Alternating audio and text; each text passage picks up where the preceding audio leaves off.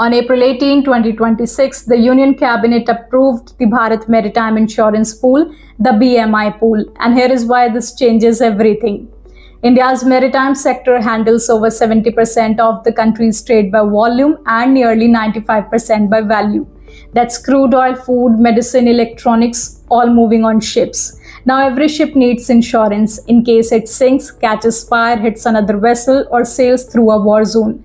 Someone has to pay the losses. Without insurance, a ship simply cannot sail.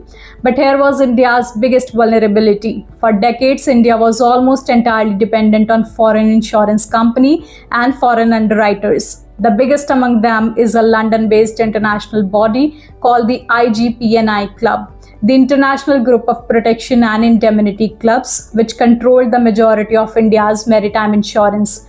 One war, one decision abroad, and these foreign insurers would either withdraw coverage or raise premiums so sharply that it became unaffordable. And that is exactly what happened when the West Asia conflict escalated and disruptions hit key shipping corridors like the Red Sea, the Strait of Hormuz, and the Gulf of Oman. These foreign insurers withdrew, Indian ships were left stranded, and the entire maritime trade was at risk.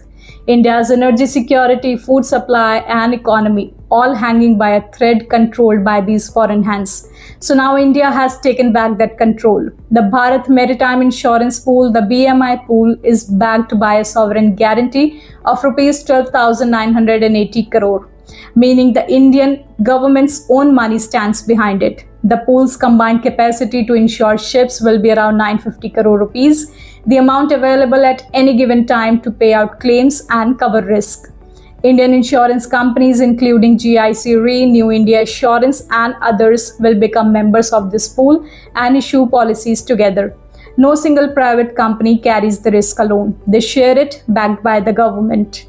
The BMI pool covers 4 types of risk. Hull and machinery, which means the ship itself. Cargo, that covers everything inside it. Protection and indemnity, the third-party liabilities like oil spills, crew injury, and environmental damage. And the fourth is war risk, for ships passing through conflict zones like the Strait of Hormuz or the Red Sea. The coverage is so wide that it protects Indian-flagged ships, Indian-controlled ships, and any ship either coming to India or leaving from India in both directions. So even if a foreign ship carrying crude oil comes to Mumbai, it is also covered.